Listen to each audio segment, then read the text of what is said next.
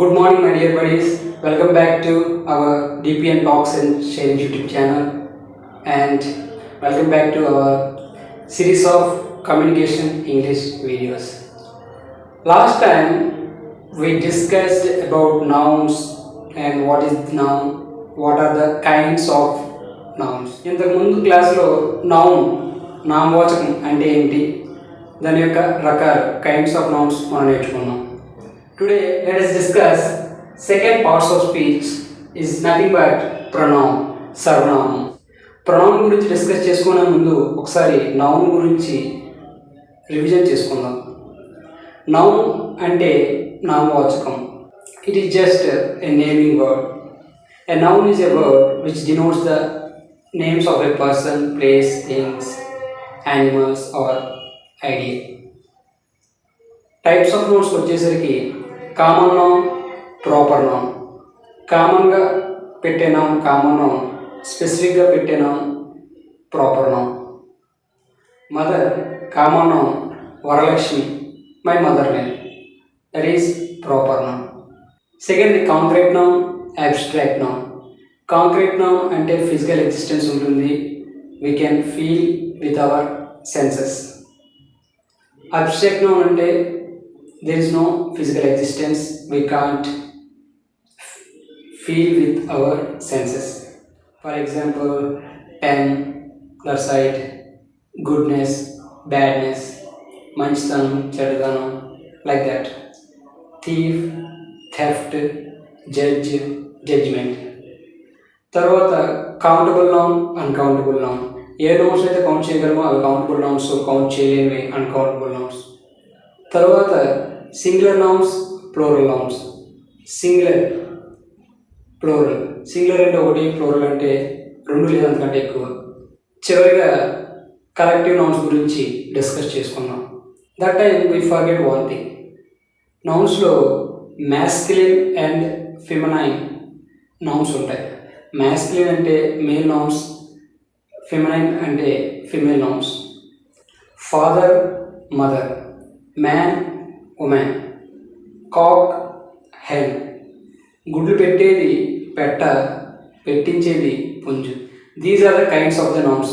Common noun, proper noun, concrete noun, abstract noun, countable noun, uncountable noun, singular nouns, plural nouns, collective nouns, masculine nouns, feminine nouns.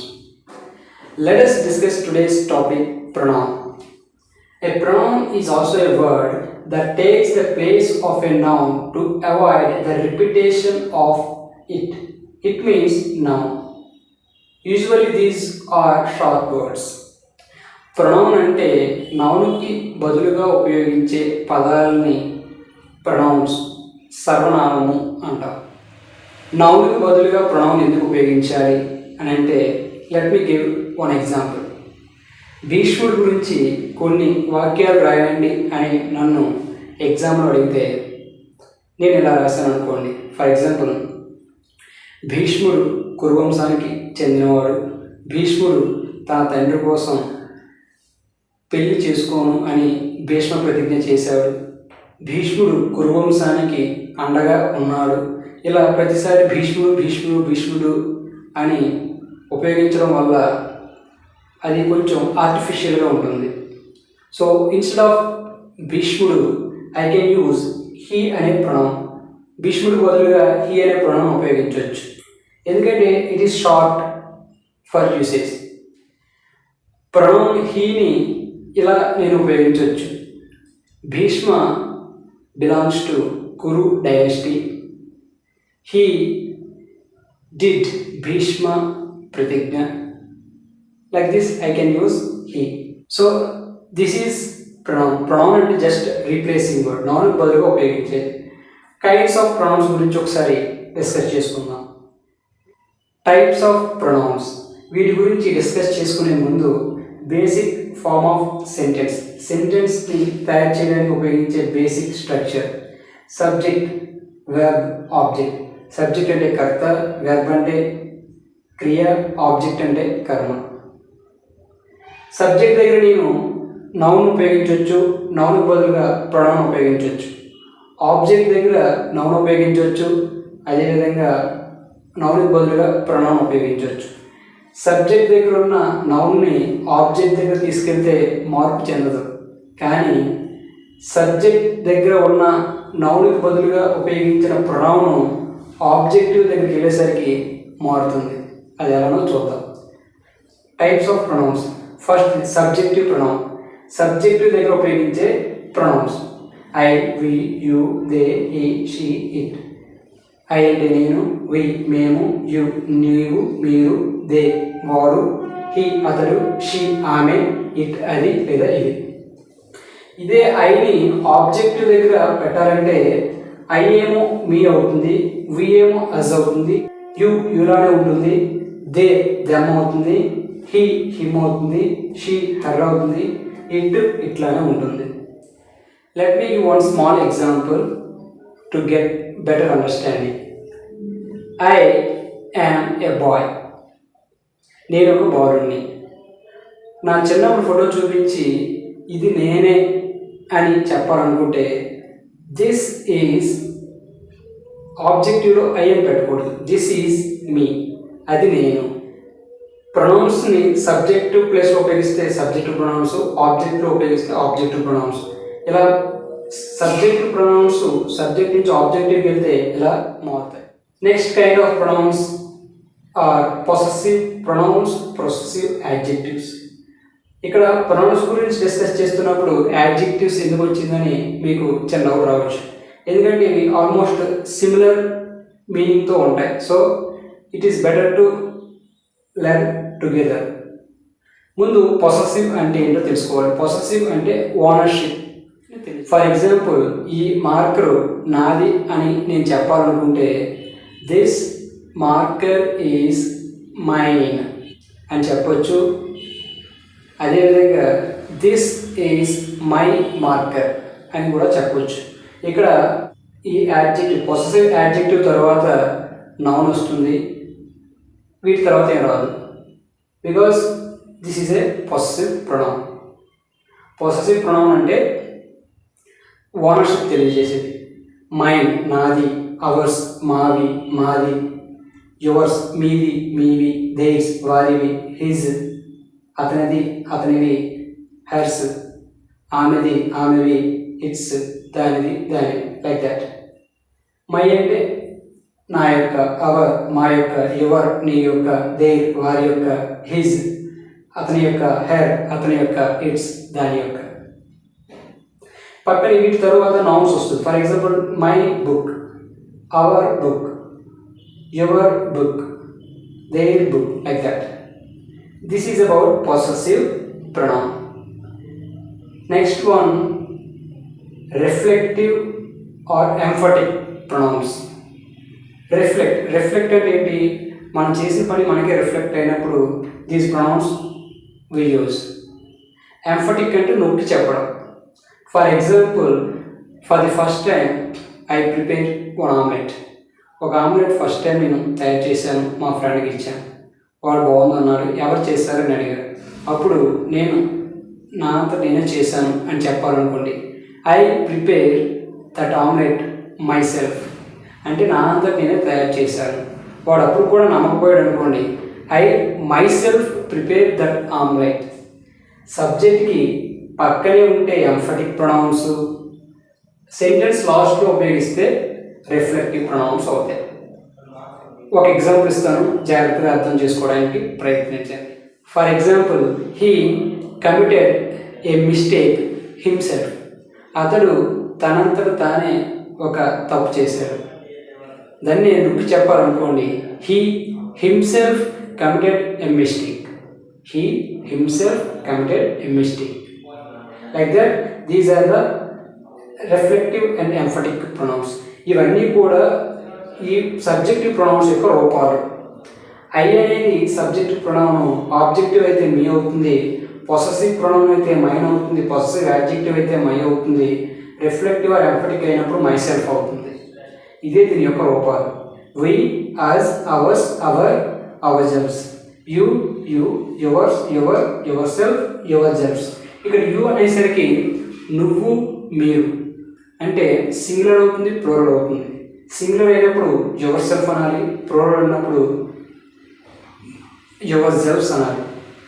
They, them, theirs, their, themselves. He, him, his, himself. She, her, hers, herself. it, its, itself. These are the subjective, objective, possessive, reflective and emphatic pronouns. Next type is interrogative pronouns and adjectives. అంటే ఇక్కడ ఉన్న words sometimes pronouns అవుతాయి, sometimes యాడ్జెక్టివ్స్గా కూడా పనిచేస్తాయి. Interrogative అంటే question చేయడం. For example who, which, what, whose, whom etcetera. For example these are 2 markers. ఈ 2 మార్కర్లు, ఒకటి మీది, ఒకటి నాది. ఈ రెండిట్లో మీది ఏది అని అడగాలనుకుంటే విచ్ ఈజ్ యువర్స్, ఇందులో మీది ఏది, విచ్ అనేది ఇంటరోగేటివ్ ప్రొనౌన్ అవుతుంది. What is your doubt, what అనేది interrogative pronoun. Next type of pronoun is demonstrative pronouns or adjective. అంటే ఇవి సమ్టైమ్స్ ప్రొనౌన్స్గా ఉంటాయి, సమ్టైమ్స్ యాడ్జెక్టివ్స్గా కూడా ఉంటాయి. దిస్, దీస్, దిస్ ఇది, దీస్ ఇవి. నియర్ దగ్గరలో ఉంటే దిస్ అంటే ఇది, దీస్ అంటే ఇవి. దూరంగా ఉంటే దట్, దోస్ అవి. This, these, that, those. These are the demonstrative pronouns. ఒకసారి వీటికి తెలుగుదా చెప్తాను, జాగ్రత్త రాసుకోండి అవసరం అనిపిస్తే. ఐ నేను, వి మేము, యు నీవు, మీరు, దే వారు, హీ అతడు, షీ ఆమె, ఇట్ అది ఇది. మీ నాకు నన్ను, అజ్ మాకు మమ్మల్ని, యు నీకు నిన్ను మీకు మిమ్మల్ని, దే వాళ్ళకు వారిని, హిమ్ అతనికి అతనిని, హెర్ ఆమెని ఆమెకు, ఇట్ దానిని దానికి. మైన్ నాది, అవర్స్ మావి, యువర్స్ మీవి, దేర్స్ వాళ్ళవి, హిజ్ అతనిది, హెర్ ఆమెది, ఇట్స్ దానిది. మై నా యొక్క, అవర్ మా యొక్క, యువర్ నీ యొక్క, దేర్ వాళ్ళ యొక్క, హిజ్ అతని యొక్క, హెర్ ఆమె యొక్క, ఇట్స్ దాని యొక్క. అంటే పక్కన వీటి పక్కన ఇవి యాడ్జెక్టివ్ కాబట్టి పక్కన నౌన్ వస్తుంది. My book, your book, like that. Reflective or emphatic pronoun.